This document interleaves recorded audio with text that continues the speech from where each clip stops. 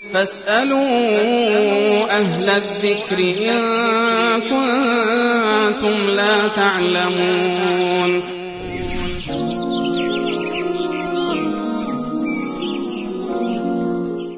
برادرمون عبدالباسط از بلوچستان پرسیدن که در مورد رقص زن و مرد ناشناسای این گناه کبیره است یا نه؟ رقص زن و مرد با هم رقص بکنن؟ با هم.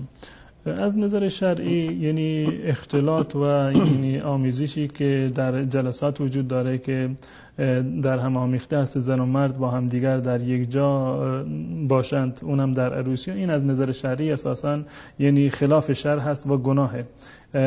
زن و مرد هیچ وقت نباید اون وقتی که نامحرم هستند یعنی این اجازه رو ندارند از نظر شرعی با هم دیگر کنار هم دیگر باشند، هم دیگر رو ببینن، با هم دیگر صحبت بکنن، چه برسد به جایی که با هم دیگر برقصن. اما حکم رقص رو به صورت کلی اگر بخوایم ما بررسی بکنیم، از نظر اصلی و اساسی اون گونه که در فقهای تمام مذاهب اسلامی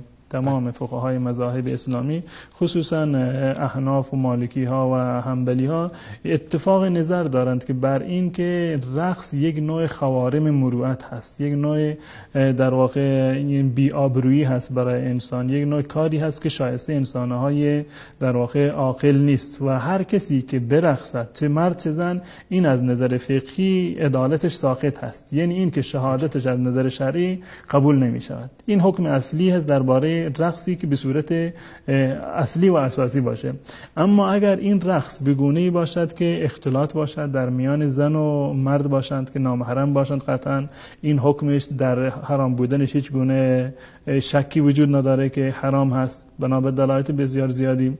اگر رقص به گونه‌ای باشد که تقلید از زنان فاجره باشه، مردان بدکار و بزهکار باشه که هدفشون و حرکاتشون به گونه‌ای باشه که تحریک غریزه جنسی بکنن برای کسانی که اونها رو میبینن، این قطعا حرام هست و هیچ گونه جایز نیست.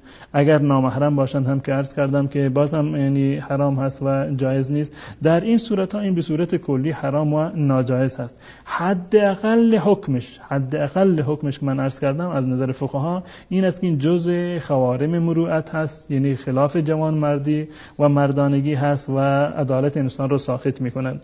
و حتی اینکه یک زن یا یک مجموعه زنان در جمعی که فقط زن هستند در اونجا یعنی برقصند، خصوصا با این حرکاتی که به اصطلاح موجب تحریک شهوت باشد، تفاوتی ندارد که چه برای زن باشد، بینندگان زن باشند یا مرد باشند، در هر دو صورت این یک نوع حرام قطعی هست و به هیچ عنوان جایز نیست و از نظر فقهای اسلام این جزء خوارم مروءت هست که هر کسی که چون این کاری رو انجام بده در واقع عدالتش ساقط شده و شهادتش از نظر شرعی و گواهیش معتبر نیست. فاسألوا أهل الذكر إن كنتم لا تعلمون.